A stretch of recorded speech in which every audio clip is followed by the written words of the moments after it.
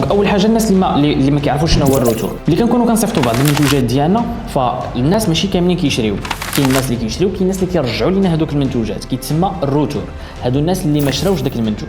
فاي واحد ما شراش داك المنتوج كيخصنا نعرفوا كيفاش، ماشي كيفاش نقصوا من الروتور، لا كيخصنا نعرفوا علاش الناس رجعوا لنا المنتوج. بعض المرات باش نعرفوا واحد المشكل معين خاصنا نديطايوه، خاصنا نفرتتوه. اوكي، ملي كتفرتت المشكل كتولي تعرف فين كاين الاشكال بالضبط. دونك الناس هذا شخص كيرجع ليا المنتوج، ما كيشريش هذا المنتوج هذا، ملي انا كنصيفطوا ليه وكيقول لي اوكي، وانا كنصيفطوا ليه هو كيرجعوا لي. اوكي، انا كيرجع لي هذا المنتوج هذا روتور. علاش بالضبط؟